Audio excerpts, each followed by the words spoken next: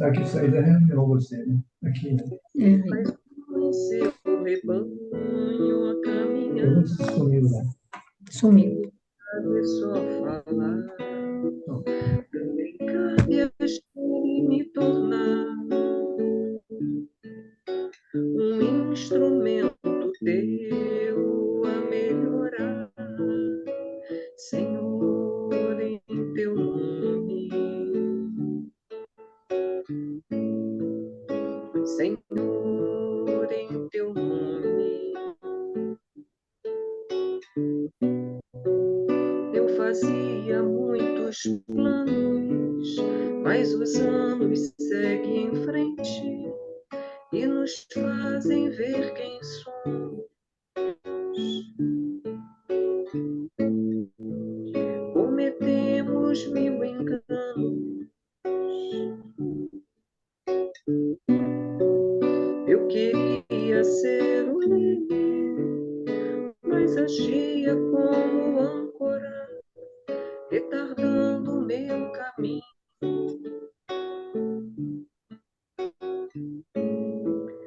Sou o meu próprio espinho. Faltava-me mudar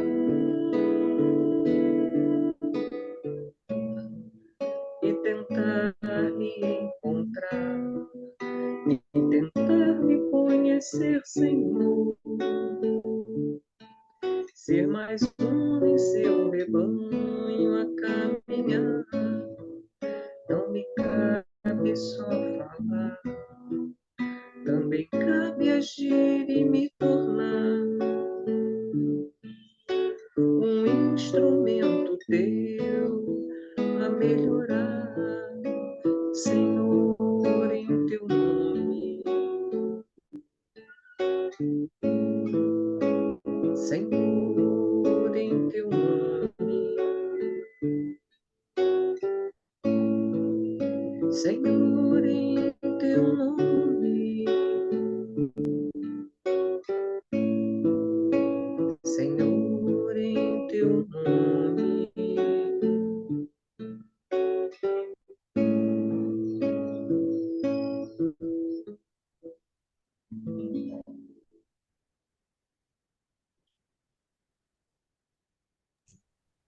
Bom, meus amigos, boa tarde, sejam todos bem-vindos. Vamos então começar o nosso grupo de estudo. Tem algum voluntário para fazer a nossa página de abertura hoje? Alguém que gostaria de fazer?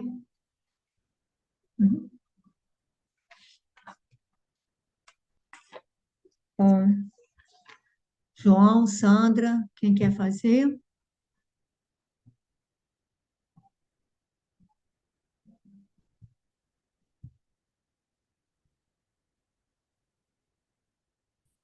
Vocês estão aí?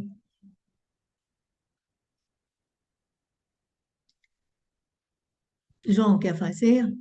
Acho que a Sandra tem uma... Acho que a Sandrinha conseguiu, Tá. Pepita. Desculpa, eu estou aqui toda torta aqui, eu estou na sala, estou sem internet. Aí eu vim aqui para o celular para não perder a reunião, tá? Não sei como é que vai ser. Botei aqui nos dados móveis. Você pode fazer a prece, a página hoje, Sandra? Faço sim, faço. Então vamos lá. Amado Jesus, Mestre amoroso de nossas almas, Deus, nosso Pai, aqui estamos reunidos, Senhor, buscando o teu desígnio.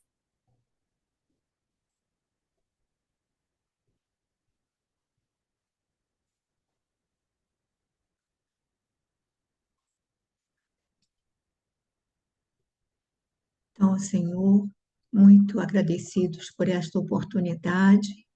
Te pedimos que abençoes a todos os lares aqui conectados, a todos nós, que abençoes a todos aqueles que vieram participar conosco destes momentos de reflexão e de estudo, e que possamos, Senhor, neste momento, aquietar a nossa alma e abrir o nosso coração, para que possamos captar as intuições dos nossos amigos maiores que nos assistem e tutelam. Então, fica conosco, agora e sempre, Jesus, que assim seja. Sandrinha, você meio que, acho que você saiu, né? Ou sua internet caiu, você ficou congelado. Está com problema aqui. Vê se consegue agora fazer a página, senão a gente vê outra pessoa. Vocês estão me ouvindo agora? Sim, Então, vamos lá. Vós, portanto, não é isso? sim. Vós, portanto, amados, sabendo isto de antemão, guardai-vos de que, pelo engano dos homens abomináveis, sejais juntamente arrebatados e descaiais da vossa firmeza. Pedro, na segunda epístola, capítulo 3, versículo 17. É uma lição de vigilância, não é? Então, Emmanuel nos diz: o esclarecimento íntimo é inalienável tesouro dos discípulos sinceros do Cristo. O mundo está cheio de enganos dos homens abomináveis que invadiram os domínios da política, da ciência, da religião e ergueram criações chocantes para os espíritos menos avisados.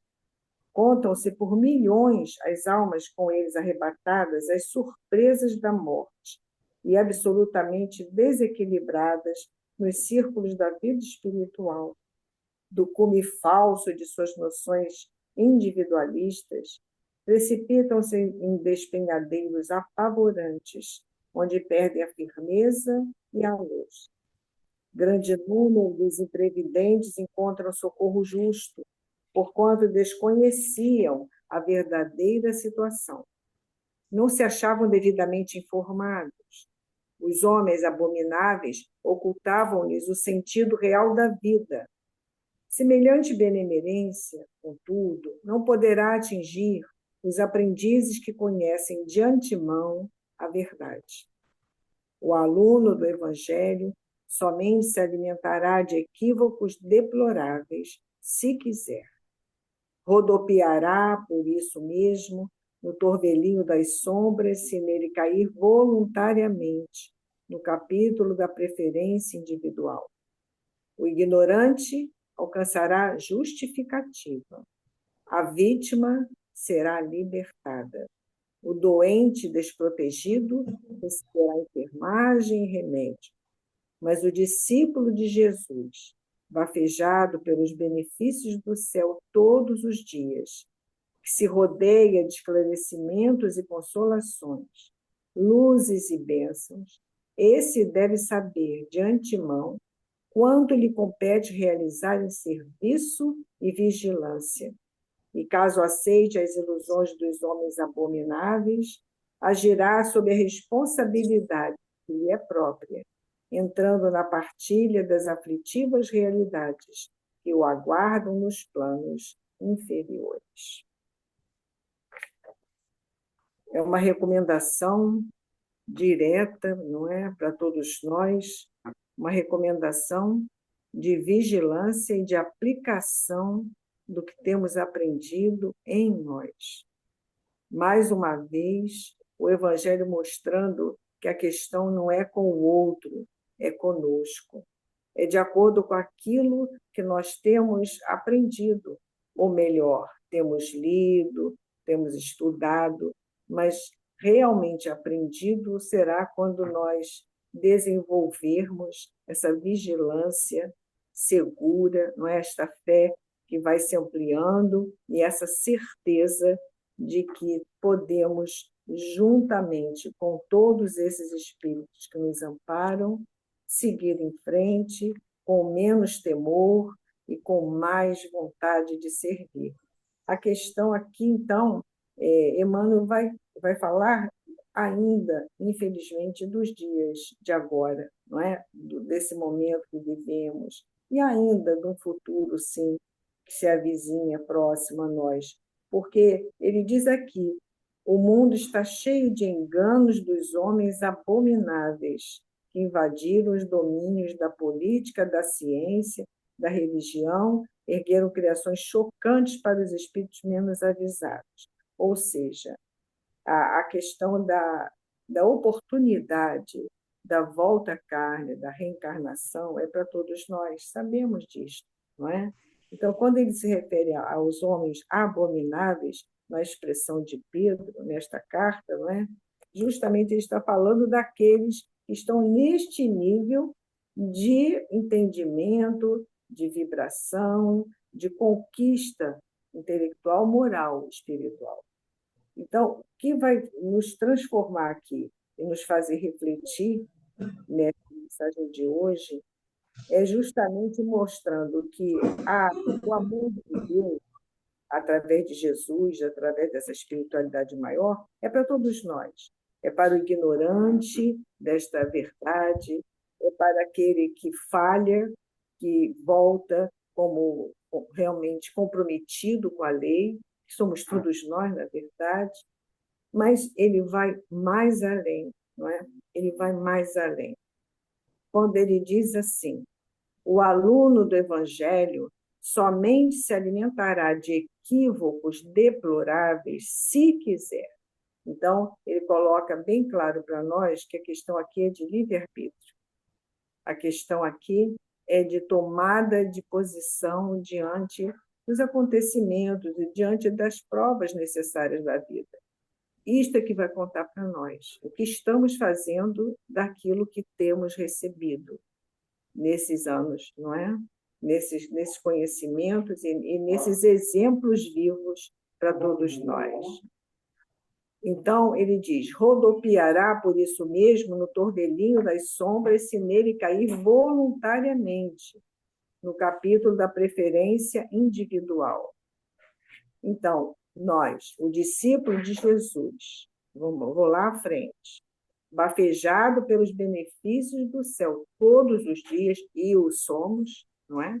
Bafejados pelos benefícios do céu todos os dias, que se rodeia de esclarecimentos e consolações, luzes e bênçãos, que é o que a doutrina espírita tem feito por nós, não é? Trazendo de volta esse Evangelho de Jesus aplicado à nossa vida diária, a todos nós. Então, esse deve saber de antemão quanto lhe compete realizar em serviço e vigilância. E, caso aceite as ilusões dos homens, agirá sob a responsabilidade que lhe é própria.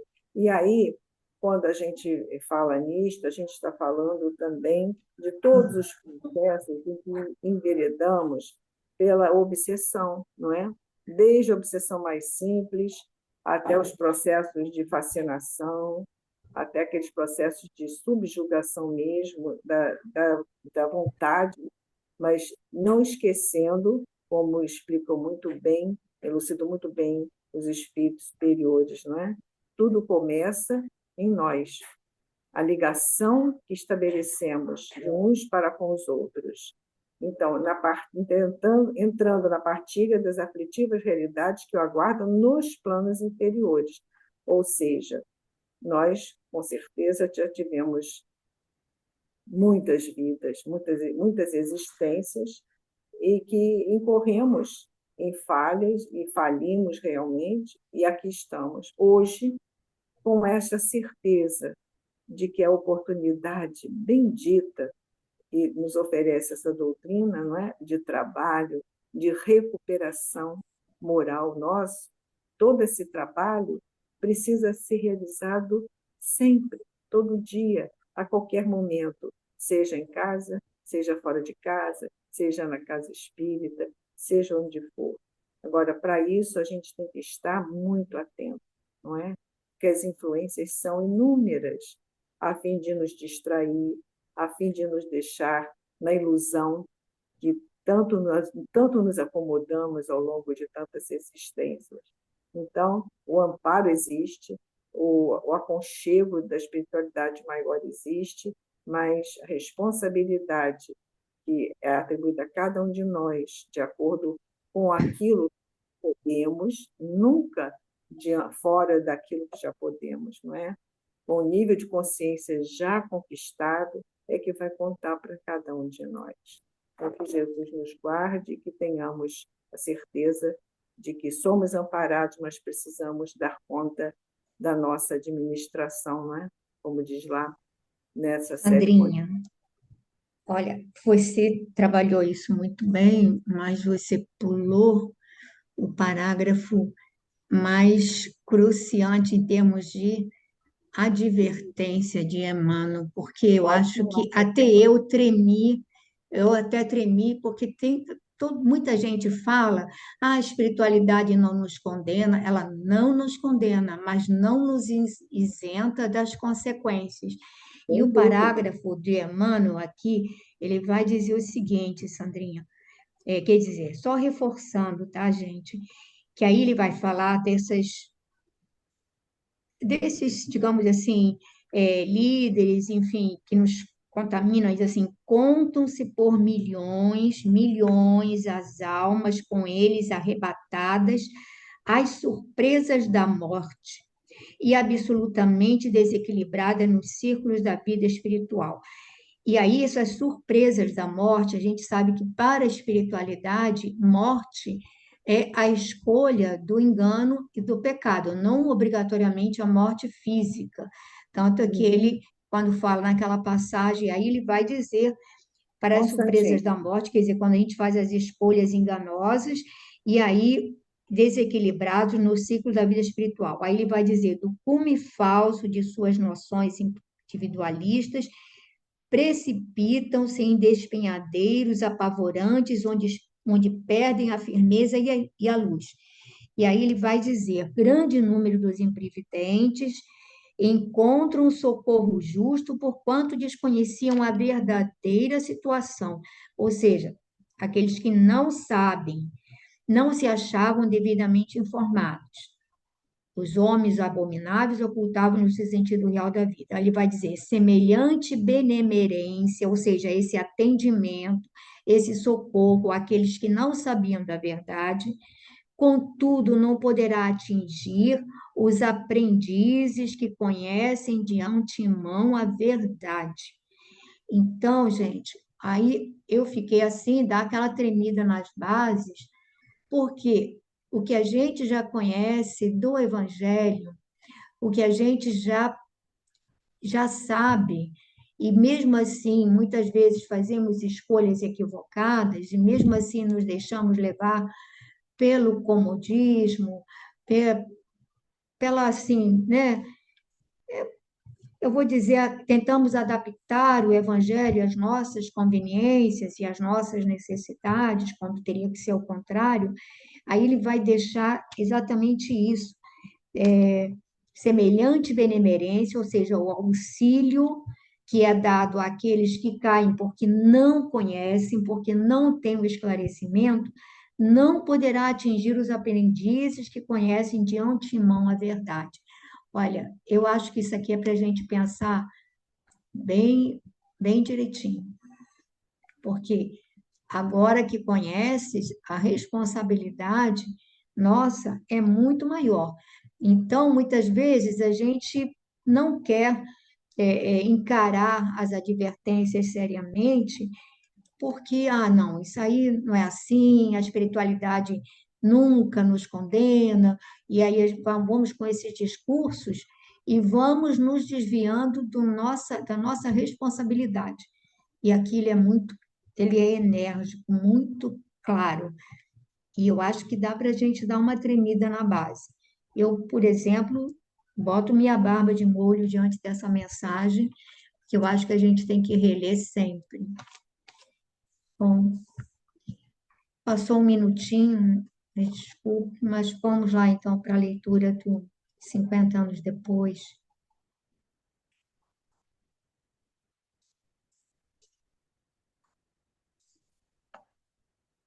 Quer começar a leitura hoje, João? Posso?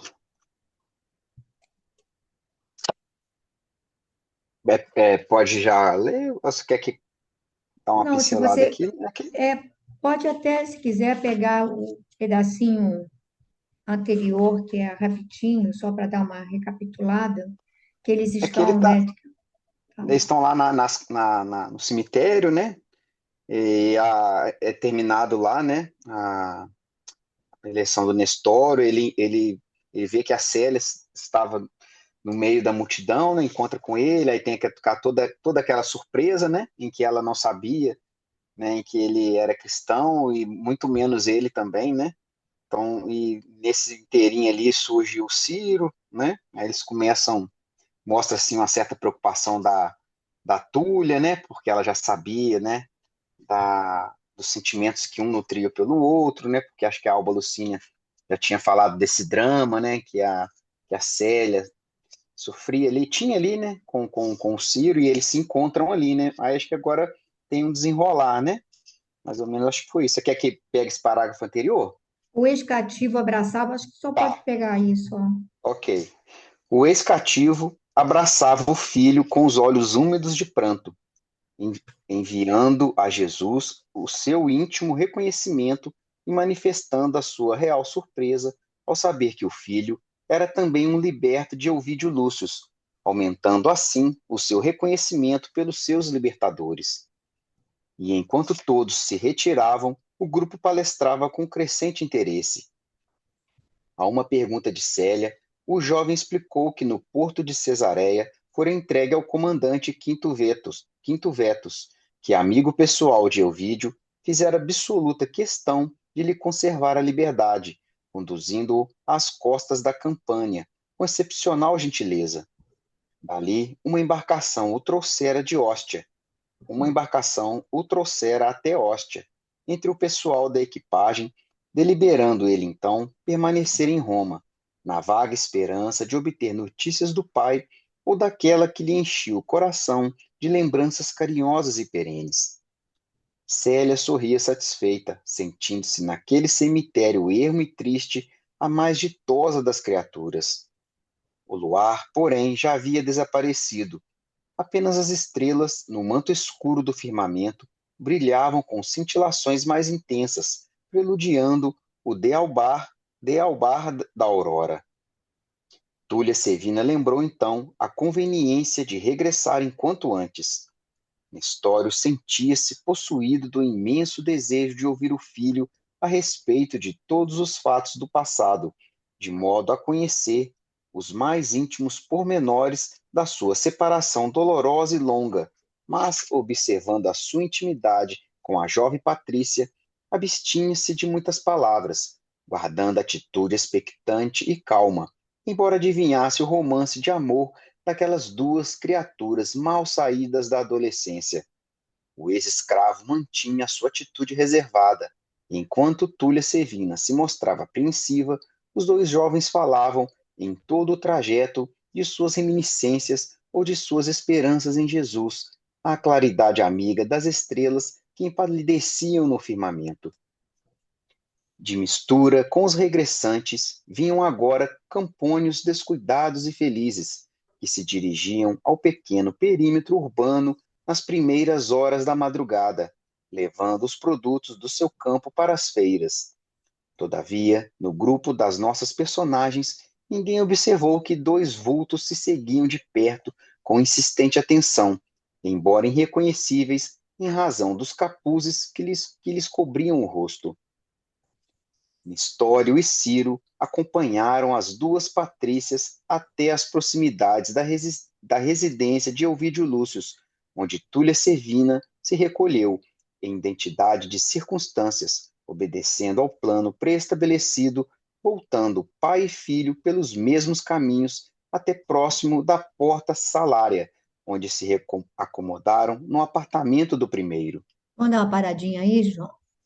É que ele tá mais descrevendo, né? Logo depois que encerra a reunião, né? é, Ele conta que ele também foi, né? O Nestório, né? Tem essa surpresa em que o filho também foi liberto, né? Né? Ele foi liberto pelo próprio Elvídio, né? E entregue a um amigo do Elvídio, né? É um comandante, né? Quinto Vetus, né? E que lá ele conservou a liberdade do Ciro, né? Então, Mas aqui ele deixa, né, esse sentimento de gratidão redobrado, né, reconhecendo aí, né, a- a- esse ato generoso dos antigos, né, digo donos, né, seus tutelados aí, né. E aqui ele, né, achei bonito aqui falando, né, essa parte aqui que a Célia sorria satisfeita, sentindo-se naquele cemitério ermo e triste, a mais ditosa das criaturas. Eu acho que é bonito isso aqui porque eu acho que a nossa felicidade, né, o nosso estado, não é o externo que vai ditar a forma como nos sentimos, né? Então ela ali, né, escondida ali, né, naquele, naquele tempo, né, eu acredito que ela com certeza ela sabia dos riscos que ela corria em estar ali, né, naquelas pregações, não é à toa que eram feitos nesses locais, né, altas horas da noite, mas ela fala que ela, né, Emmanuel fala que a mais ditosa das criaturas, esse contraste, né, naquele cemitério ermo e triste, a mais ditosa das criaturas. Então é o estado, né, é por isso que, né, o reino de Deus é construído, né, no nosso íntimo, né, e isso é verdade. Às vezes eu já atendi ocorrências, né, em conflitos familiares, ou então fazia visitas, né, no centro aqui com o pessoal do centro, que a gente ia naquelas casas simples, assim, sabe? Naquelas casas de 2 cômodos, 3 cômodos, uma pobreza, mas aquela senhora, mas você via o brilho no olhar daquela pessoa, a alegria, né? Então, não é o local, não é as coisas, não é, né, os ambientes, não é o que você possui de material, o que está à sua volta, que determina o seu estado, né?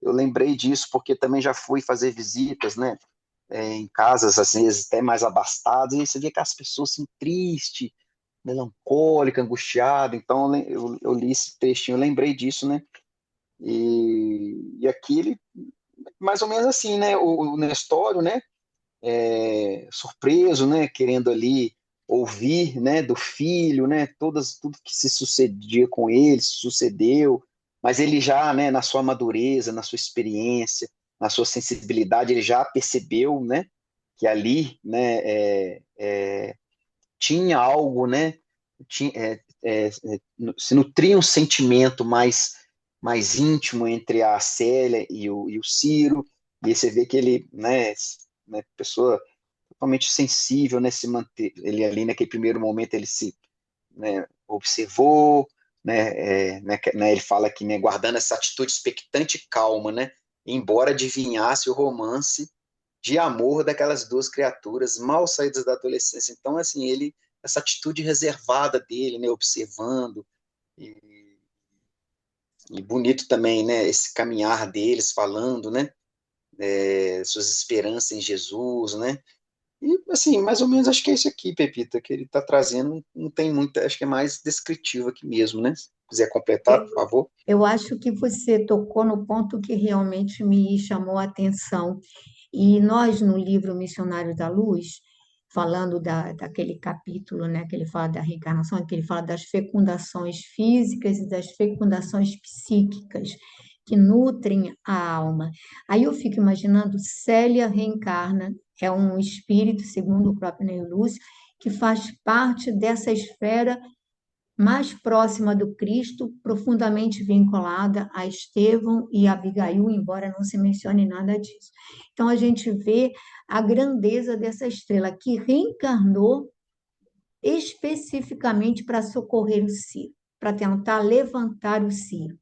Então, a simples possibilidade de olhá-lo, de ver o brilho do olhar, para ela era o maior alimento que poderia existir. Para ela, aquilo bastava, não precisava o toque. Imagina, não tinha essa coisa do toque. Uma Patrícia, ele, um ex-escravo, não precisava, bastava poder vê-lo, poder olhá-lo, poder sentir, ouvir a vibração e sentir a vibração da voz.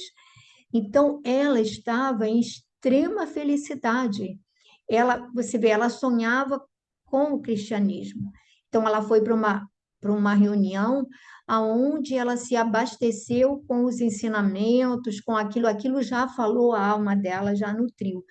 Teve a alegria, porque ela já tinha afeição por Nestório e ver que percebeu que ele era cristão. Para ela foi uma grata satisfação. E para maior, né, para culminar, ela ainda descobre que o Ciro era filho do Nestório e que também ali estava. Gente, não haveria para ela. Lembra que ela fala com o avô que ela chegava a amaldiçoar, que ela pedia perdão a Deus, mas ela chegava a amaldiçoar por ter nascido numa classe superior, que teria sido muito melhor se ela tivesse nascido entre os pobres, etc. Então, ali, ela estava plena, plena e, assim, tudo que ela precisava. Ela não precisava nem de pompas e circunstâncias do império, ela não precisava de nada da sociedade, ela era uma alma que ela precisava, sim. Toda a preocupação dela se resumia a esses seres que ela amava, e Ciro estava em primeiro plano. Então, é algo assim que eu acho que é bonito, não dá para passar batido por essas páginas, que é algo sublime mesmo. Mas a Sandrinha estava, na hora que a gente estava falando, ela estava fazendo aí, quer colocar alguma coisa, Sandra? Não, querida, hoje o ambiente aqui ficou tumultuado, já perceberam, né? Consegui reaver aqui a internet, agora estou no notebook. Podem continuar, desculpa. Não, tudo bem. Mais alguém quer fazer algum comentário sobre esse pedacinho? Não? Também não? Então, vamos prosseguindo. Quer ler um pouquinho, Gracinha? Posso ler. De mistura com. É aí que continua? Eu não sei exatamente onde ele parou, porque eu já entrei, já iniciado. Foi De aí que mistura com os Nestório, regressantes. Isso mesmo. foi Tá. aí que Nestório, absolutamente. Foi aí que Nestório, não é de mistura Não, com os é de regressantes? mistura com os regressantes. Não, já foi. Não, Nestório. Não, não, foi aí, é isso mesmo, 2 parágrafos à É, frente. isso. Foi aí que Nestório, absolutamente insone, em virtude das emoções daquela noite, ouviu a narrativa do filho até ao amanhecer, capacitando-se de que uma nova fase de sacrifícios lhe seria imposta pelas circunstâncias em jogo. O sol já havia espalhado seus raios de ouro por toda parte, quando, liberto de Ovídio, algo acabrunhado, apesar do júbilo de rever o filho estremecido, falou-lhe, abraçando-o com ternura: Meu filho, regozijo-me no Senhor pela alegria de te encontrar livre e salvo, com um pensamento iluminado pelas nossas profundas esperanças em Jesus Cristo. Mas temo por ti, doravante, como pai extremoso e desvelado. Acredito que, apesar da fé que me testemunhas, não soubestes dominar o coração moço e idealista no momento oportuno, pois já que entendias a vida qual a compreendes agora, estavas apto a reconhecer a inutilidade de qualquer fantasia no que se refere às venturas transitórias do mundo. Mas, por outro lado, louvo-te a conduta honesta e me rejubilo com o teu esforço na santificação do teu afeto. Sou de opinião que seremos agora chamados aos mais penosos testemunhos de coragem moral, porquanto a família de Célia não toleraria jamais uma pretensão tua. Mas descansas, filho. Precisas de energia e de repouso. Quanto a mim, o sono agora ser-me-ia impossível. Aproveitarei o tempo para ir ao velabro, onde me guiarei por tuas informações, a fim de transportar para aqui os objetos que te pertencem e, ao mesmo tempo, avisarei ao censor Fábio Cornélio da impossibilidade de trabalhar hoje. E, acentuando as palavras com um sorriso de satisfação, rematava: Doravante, estaremos sempre juntos para a mesma tarefa e aqui permaneceremos até quando Jesus nos permita. Vamos parar para comentar, Gracinha? Pois é. Bom, minha história aqui já viu que vai dar ruim, né? Porque quando descobrirem que o rapaz tá aí, a mesma família, imagina, o pai de Célia, é, as coisas vão ficar bem difíceis. E, e ele fala para o filho, né, que apesar dele que ele está feliz de encontrá-lo e tal, e também porque ele também acredita em Jesus, ele tem a mesma fé, mas jovem ainda não dominou as expectativas da vida aqui, né? Eu acho que a conversa dele com a Célia ali, o que ele percebeu é que ele gostaria de se aproximar da Célia de novo, e isso não é possível, né? É, me chamou a atenção aqui nessa fala a visão do Nestório, né? Como ele conseguia ver claramente tudo, né? Tirar as conclusões rapidamente. E ele nem percebeu que estava sendo vigiado, né? Que a outra mandou seguir e isso vai acabar sendo descoberto. Ele nem sabia dessa parte, mas ele já sabe que não vai dar certo a Célia ter um encontrado também e que os dois o pai dela vai acabar sabendo, enfim. É, é isso que eu tirei daqui. A gente percebe que o espírito, quanto mais ele, digamos assim, possui qualidades, é disciplinado. No caso dele, a gente vê que é um espírito que vinha se trabalhando desde a encarnação anterior, então a intuição dele é bem É, apurada. Então, intuitivamente, ele sabia que a partir dali iria começar um novo ciclo de grandes sacrifícios. Ele sabe que por mais que, digamos, essa família ele tivesse consideração, o orgulho era muito maior. Então, por exemplo, eles ficaram super felizes quando o rapaz salvou a vida da Célia, lembra? Ela estava se afogando, mas logo em seguida, como você ousa levantar os olhos, quer dizer, na realidade, ela é que se envolve mais, digamos assim, ela que, digamos, se aproxima, ela que o busca mais. E não foi, digamos, que ele a assediou, coisa desse tipo, né? Ela fala sempre da atitude respeitosa dele, mas é inegável esse sentimento profundo e que eles guardavam, porque ficava uma coisa platônica. Mas até essa aproximação, para a família era uma afronta, porque eles se achavam superiores, gente. Eles acreditavam mesmo que eles eram uma classe superior, né? Então, o orgulho, e o mais interessante é que você vê esse Fábio Cornélio, ele é extremamente orgulhoso, extremamente nesse ponto, vive de aparências, a gente vê assim, faz aquelas festas monumentais, sem ter condições financeiras para tal, aquela coisa de viver assim de ostentação, e você vê que ele vai ter uma postura extremamente dura com o Nestor e com o filho. E, no entanto, Emmanuel, ele, ele perdoa, né? Assim como ele há 2000 anos ele perdoou, né?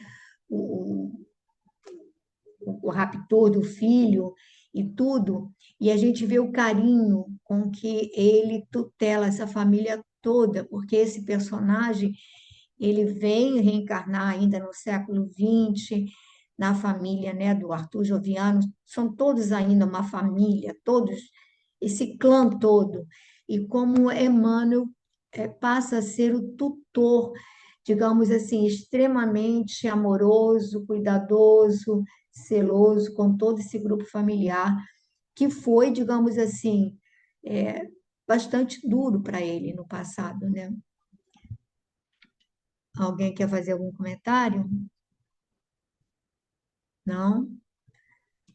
Florinha, quer ler um pouco?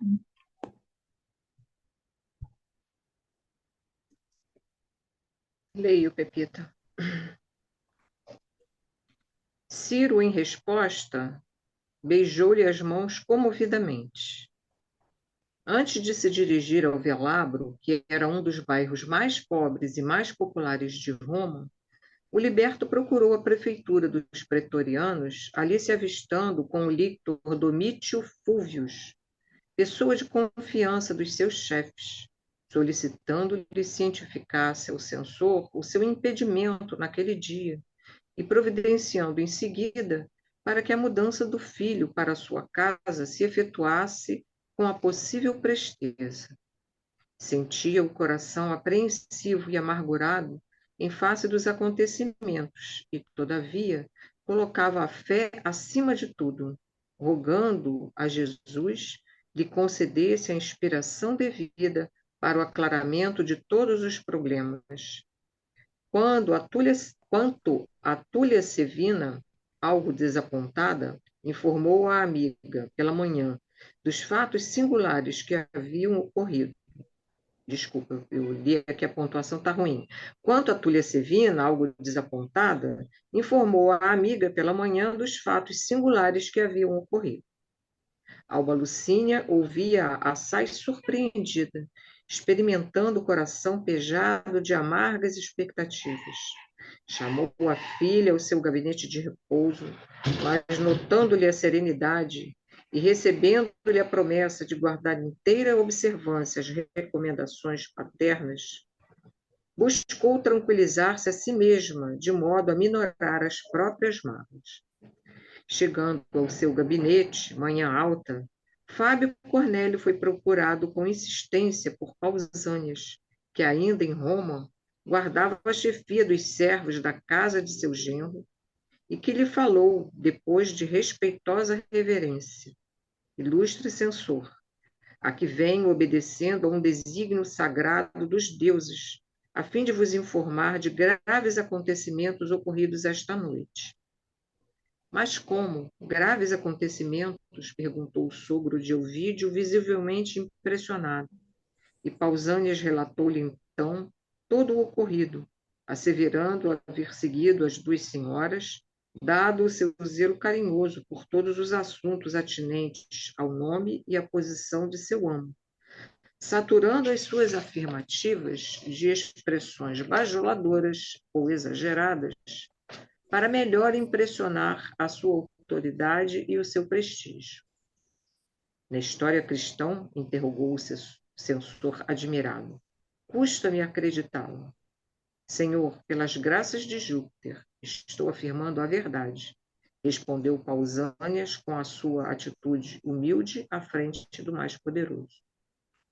E o vídeo agiu muito precipitadamente, falou o orgulhoso patrício, como se estivesse falando para si mesmo, conferindo a tal homem tamanha responsabilidade em nossa esfera de trabalho. Todavia, tomarei ainda hoje todas as providências que o caso requer e agradeço os teus bons serviços. Vamos dar uma paradinha, Glória? Vamos. Então,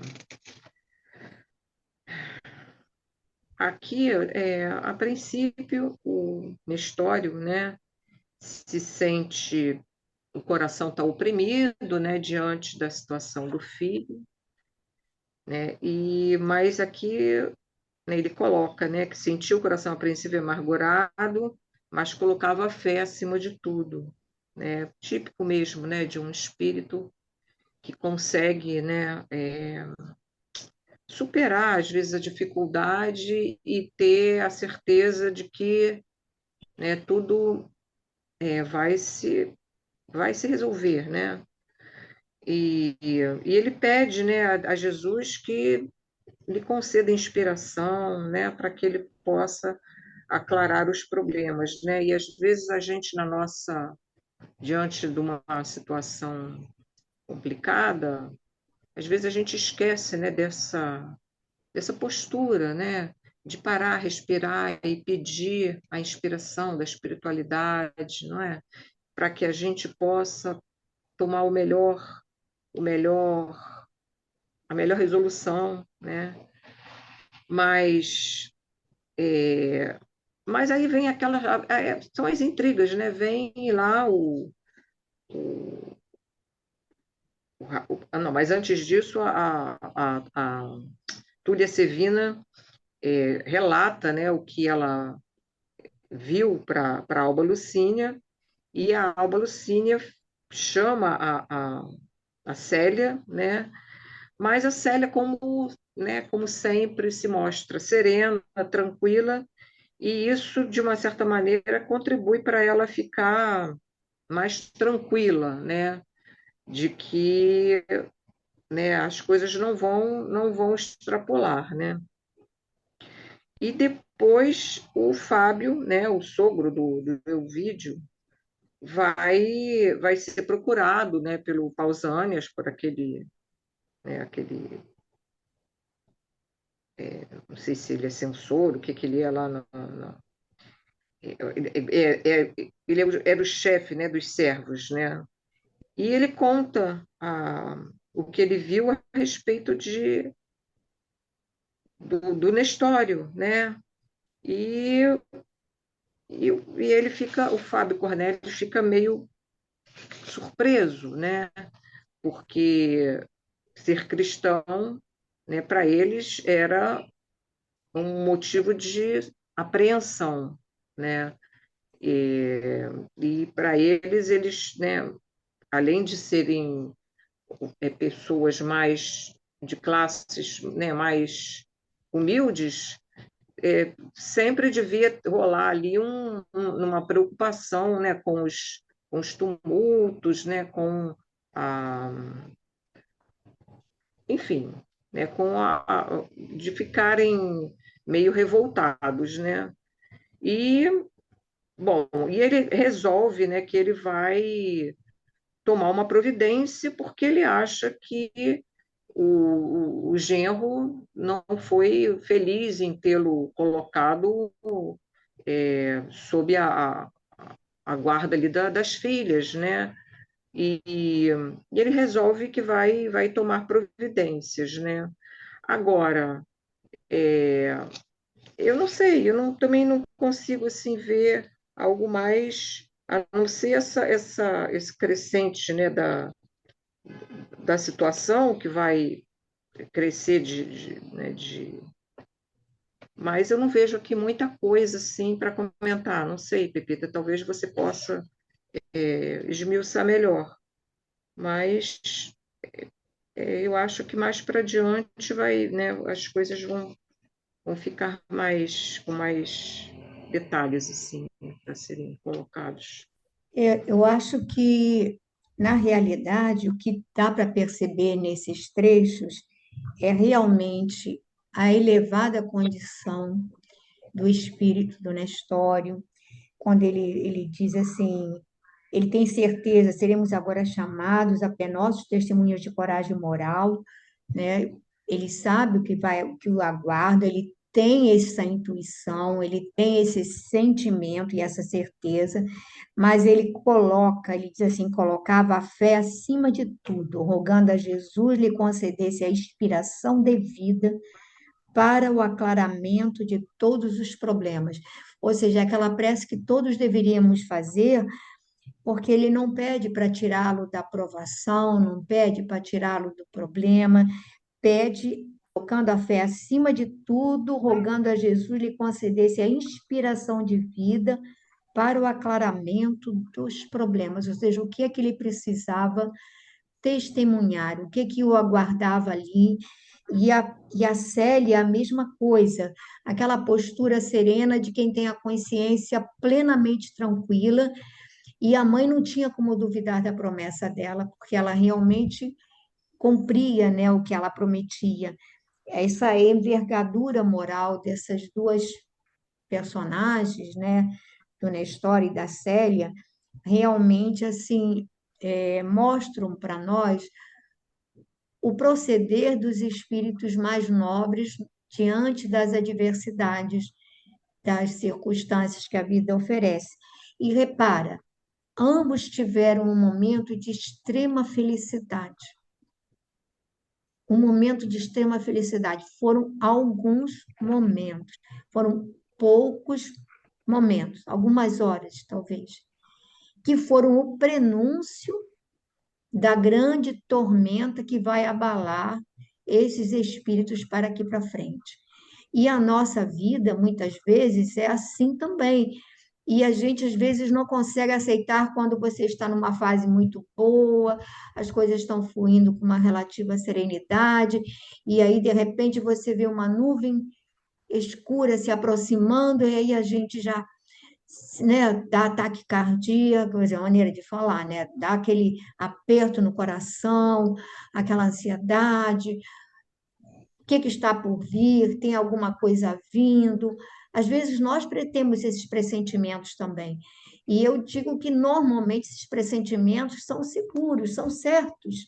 É a alma que se expande, ou que às vezes nos momentos em que nós saímos à noite e assim, tomamos ciência daquilo que está na nossa programação, que está se aproximando, e a gente amanhece com aquele presságio, com aquele.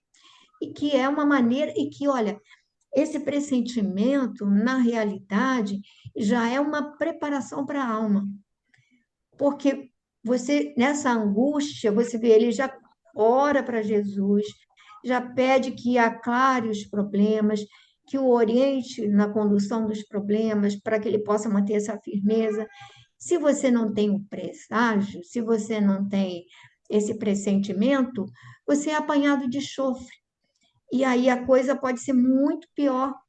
Então, o que a gente às vezes acha que assim, ai, Senhor, me livra dessa angústia, a gente pede, me livra desse sentimento, mas aquilo ali é um pressentimento, às vezes, ou pode ser até uma aproximação, mas que tem uma finalidade, a gente não consegue perceber como uma ajuda.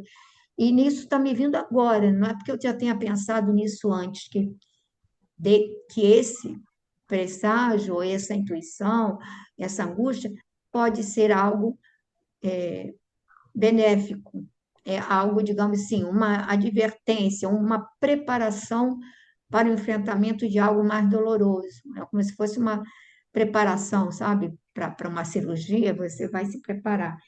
Então, é isso que eu queria falar. Se alguém. A gente vai continuar aqui a programação, não sei como vai. Dá para ler mais um pouquinho? Não E sei. porque, Alguém quer ler? deixa eu só terminar aqui, Pepita, que eu ia falar e acabei, porque Esquecendo. a Alba Lucínia, o Ciro, quando foi afastado, né, do convívio, né, foi mandado, a condição é que ele não se aproximasse mais, não é, Sim, da sim, sim. Célia, né, não se aproximasse mais, ele foi, né, como liberto, ele, né, Banido, foi ele foi banido, né? banido, mas ele, né, foi na condição de que ele não poderia voltar e não poderia, né, se aproximar né, da Célia. Mas veja bem, na realidade, também ele não foi procurar a Célia. Você vê o que são você vê o que que é a vida. E Ele queria achar o pai, né? eu acho que Ele foi essa para achar o pai, né? e olha só, e essa Mas é a aproximação, atração. na realidade, eu acho que a dádiva foi maior para a própria Célia, porque nesse amor todo, né, nessa coisa, você vê, ele não foi circunstancial, ele não intencionalmente, ele não violou a promessa. Mais alguém quer falar alguma coisa? Não? Então, quem gostaria de ler um pouquinho? Babi, Dinorá, Solange, não sei se está com som ou não. Está com som, Solange? Hoje? Não sei, Pepita, está saindo? Tá saindo. Então, hoje você pode ler um pouco. Aí eu posso. É Pausânias, né? Pausânias retirou-se, enquanto Fábio Cornélio, que também não ignorava o romance de Ciro e da neta, tomava-se de cólera contra os dois ex-escravos que lhe vinham perturbar a tranquilidade doméstica. Considerando a ausência do genro, que ainda se conservava em Tibu, deu todas as providências julgadas indispensáveis, sem vacilar no cumprimento de suas íntimas decisões em relação ao assunto. Nas primeiras horas da tarde, um destacamento de pretorianos chegava à habitação coletiva, onde se alojavam pai e filho, em cumprimento das ordens emanadas da Justiça Imperial. Chamados, os dois libertos compreenderam a gravidade da situação, concluindo que alguém os houvera denunciado e traído.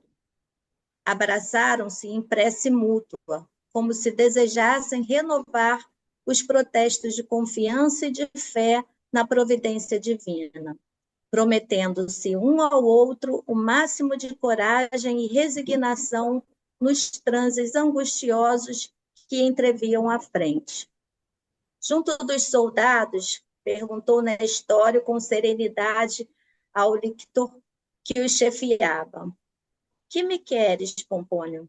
Nestório, retrucou o chefe do destacamento, seu conhecido pessoal e seu amigo. Venho da parte do censor Fábio Cornélio, que ordenou tua prisão, bem como a de teu filho, recomendando-nos o máximo cuidado para que não fugissem. Em seguida, mostrou-lhes a ordem manuscrita, desenrolando o pergaminho, ao que o liberto retrucou: porventura chegaste a supor que te resistiríamos? Guarda a ordem e não te preocupes com a espada, pois a melhor arma não é a de quem ordena, mas de quem sabe obedecer. Isso posto, os prisioneiros se colocaram à frente dos soldados em direção à prefeitura, onde o censor fazia questão de interrogar a sós o ex-auxiliar do seu cargo. Separado de Ciro, recolhido a uma antessala sob a vigilância dos pretorianos, foi Nestório conduzido a um compartimento amplo, onde, minutos após, chegava o velho romano, evidenciando no olhar a cólera dos seus brios ofendidos. Continua? Eu acho que pode continuar um pouquinho, só. Nestório exclamou rudemente: fui informado de graves ocorrências verificadas esta noite. Não posso compreender a situação sem te ouvir de perto, de maneira a inutilizares negativamente as denúncias trazidas à minha autoridade. Interrogai, Senhor, disse o ex-cativo com respeitosa tranquilidade, e vos responderei com a sinceridade do meu caráter. És cristão? Perguntou o censor com profundo interesse. Sim, pela graça de Deus. Que absurdo, revidou Fábio Cornélio, escandalizado. E por que nos enganaste desta forma? Consideras razoável zombar da consideração que nos é dispensada? É assim que retribuis a estima e confiança a ti dispensadas? Senhor, retrucou o ex-cativo, penalizado. Sempre pautei minhas atitudes no maior respeito às posições e crenças alheias. Quanto a vós haver iludido, peço vênia para esclarecer melhor as vossas afirmativas, pois ninguém até hoje me exigiu aqui qualquer declaração concernente às minhas convicções religiosas. Vamos dar uma paradinha aí, Solange? Agora, vou deixar você falar aí, Pepita. Então, quem é que gostaria de... Tem certeza que você não quer falar nada, Solange? Não, não quero não. O pedaço é grande e eu acabo me perdendo aqui. Então, quem é que gostaria de ajudar a Solange comentando esse trecho? Quem gostaria? Fala, Sandra, pode falar. Esse diálogo, não é, que vai ser travado entre os dois, remete a todo aquele sacrifício dos primeiros cristãos, que a gente tem como modelo para nós. Em nenhum momento esses espíritos que já estão imbuídos da certeza do Cristo na vida deles, né? Eles não se exaltam. Em todo momento, Emmanuel vai falar da tranquilidade, não é? Da serenidade.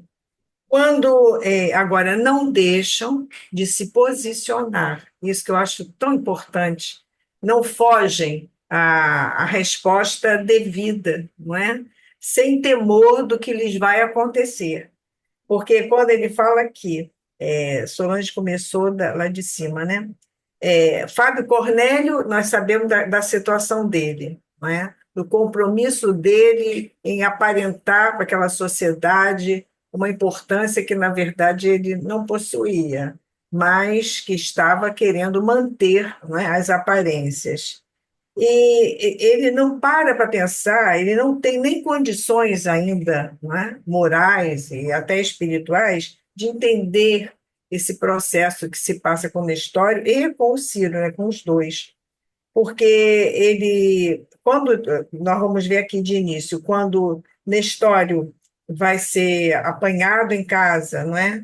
E vai ser levado juntamente com o Ciro, ele também, da mesma forma, age, assim como vai agir agora nesse diálogo com Fábio Cornélio, né? Quando ele diz lá para o Pompônio, né, que era amigo dele, amigo, ele considerava amigo, ele diz, porventura chegaste a supor que te resistiríamos? Guarda a ordem e não te preocupes com a espada, pois a melhor arma não é a de quem ordena, mas de quem sabe obedecer. Gente, Isso daí eu achei muito, isso aí muito não é, colocação tão, fantástica. é tão difícil a gente, porque aquela questão do obedecer, fica sempre aquele ranço de que estou me rebaixando quando eu não precisaria fazer isto, não é? E é o sentido muito mais profundo de obedecer. Ele já tem em si essa conquista, não é? Essa conquista moral mesmo. Eles sabem obedecer. Por quê? Porque eles estão imbuídos da certeza que o Cristo trouxe para nós. Eles têm certeza, não há dúvida nenhuma, não paira dúvida. E o sacrifício de hoje, o sacrifício material, que eles sabem que podem vir a sofrer, não lhes causa temor. Pelo contrário, é mais a prova, como nós vimos lá em há 2000 anos, né? É mais a prova, como vimos em Paulo e Estevão, a prova certa de que eles estão no momento certo, que eles estão tomando a atitude correta, porque eles estão agora com a consciência completamente apaziguada, completamente tranquila e felizes intimamente. Aquela alegria de Paulo é um negócio assim que causa espanto até hoje, né? Como causa em todo aquele que segue as pegadas do mestre, né? E aí nós vamos ver um outro ponto aqui que eu marquei que eu acho interessantíssimo. Aí ele começa, nós vamos ver a atitude do Fábio Cornélio, que não nos espanta, né? Nós já sabemos aqui desde o início, Emmanuel vai nos preparando, e agora as respostas seguras de Nestório. És cristão? Sim, pela graça de Deus. Ele não só diz que é, mas ele diz pela graça de Deus. Então, para o outro não ter dúvidas, que ele não vai fugir das respostas diretas, não é? E o outro vai se rebelar diante da resposta, sem dúvida, né? Aí ele vai responder, porque isso aí, se acontece hoje, imagina naquela época, né, gente? Sempre pautei minhas atitudes no maior respeito às posições e crenças alheias. Ou seja, ele não falava que era cristão, não era porque ele queria se esconder, não era pelo medo de ser descoberto pelos patrões, pelos senhores, não, porque ele respeitava a crença daqueles que o abrigavam, daqueles que o libertaram, daqueles que lhe deram o trabalho digno. E ele doava aquilo que ele podia doar de melhor, que era instruir aquelas pessoas, era ser bom, ser útil. Então, mais do que nunca, ele vai dizer: sempre pautei minhas atitudes no maior respeito às posições e crenças alheias. Por isso ele não falava. Quanto a vos haver iludido, então ele vai se defender com a maior honestidade, mas com respeito absoluto, não é? Peço vênia, quer dizer, peço vênia, eu peço a permissão com um extremo respeito, né? Eu peço vênia para esclarecer melhor as vossas afirmativas. Ele não diz: o senhor está errado. Se a pessoa muitas vezes vê que estão falando absurdos, ela quer se defender. Que isso? Não falei isso, eu não pensei nisso. Ele não. A finura, né? O nível espiritual de Nestório. Peço vênia para esclarecer melhor as vossas afirmativas, pois ninguém até hoje me exigiu aqui qualquer declaração concernente às minhas convicções religiosas. Ou seja, nós vamos ver no desenrolar aqui do diálogo, não é? Que ele vai dar mostras desta certeza de que a alma é imortal, de que a vida vai continuar, né, para esta alma, e que ele não teme o castigo que vem daqueles que ainda não compreendem e não sabem da presença do Cristo na vida de todos nós, né? E aí, né, Sandrinha, confrontando com essa postura do Nestório, com essa serenidade, com essa autoridade moral, você vê como o, o outro se apresenta, que diz assim, chegava, né? Chegava o velho romano, evidenciando no olhar a cólera dos seus brios ofendidos. Mas que brios ofendidos? Na história, em momento algum. Então, só porque o outro pensa diferente, já está ofendendo seus brios. Ou seja, a Justo. pessoa teria que concordar em tudo, ser, né, parceira até nisso. Imagina, você vê como a pessoa que se sente o centro do mundo, ela, se você for diferente, você já está, né, já estaria em erro, né? E se você, eu fiquei pensando agora aqui, quanto àquelas duas sombras, não é, que estavam lá vigiando. Era comum isto. E aí eu me pergunto, e hoje também não é? Hoje também é, de outra forma, não é? Nos vigiam Sim. pela internet, nos vigiam até pelas obras que lemos. Eles sabem direitinho, você vai à internet, eles já mandam para nós aqueles assuntos que são de nossa preferência. É uma forma de controle, vamos dizer assim, da sociedade, né? Só que aqui a preocupação deles era sempre fazer a vontade deles, de acordo com o que eles pensavam do que era ser um bom cidadão, não é? Do que respeitar a hierarquia, não é? A questão aqui, que hierarquia, a importância que ele tem. Ele é aquele que se sente importante, que, na verdade, ele está completamente sem condições de ser o cidadão importante daquela sociedade, né? Porque, na verdade, ele vive da lei das aparências. Mas, na E, essência, não era isso que acontecia, né? e aí, Sandrinha, quando ele fala essa coisa que ele vai falar da a força está em quem sabe obedecer, é a mesma coisa, a força está em quem tem domínio das suas emoções. Então, ele está sendo acusado, ele está sereno e ele fala com a sinceridade, vai responder com a sinceridade do caráter, quer dizer, ele tem uma postura, o outro não. Certamente o outro seria capaz de negar, de mentir para se proteger, para se, Sem não é? dúvida. E quando contrariado, eles ficam fulos de cólera, né?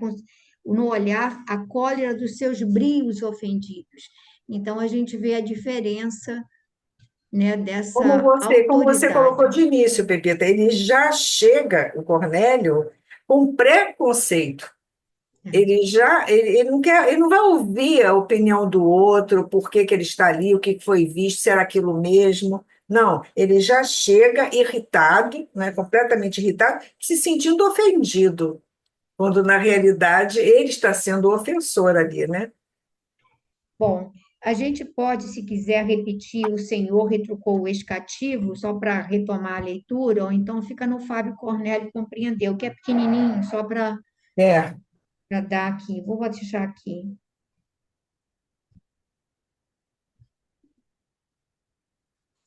Glorinha, você pode cantar uma música para gente?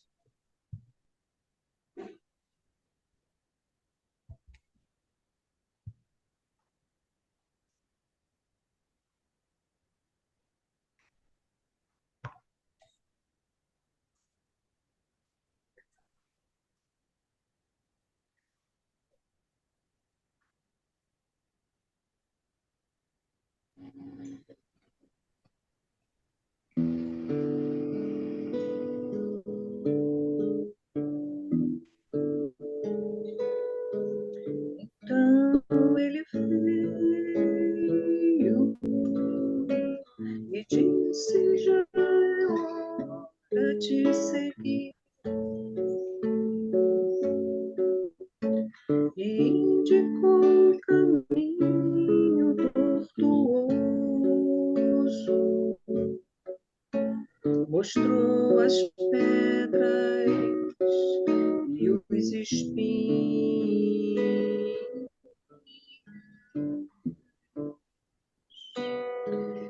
E quando viu que o medo assolava os nossos corações, nos fez olhar o sol atrás dos montes. Só disse: confie, vão. Então viemos, porque ninguém resiste ao seu chamado. Voltamos à terra-mãe que nos abriga por seu amor. Haveremos de amar. E ao final da luta, ele haverá de estar nos esperando e erguerá a voz ao Pai no hino, e então dirá: eis os teus filhos, enfim, em paz. E então viemos, porque ninguém resiste ao seu chamado. Porque ninguém resiste ao seu chamado.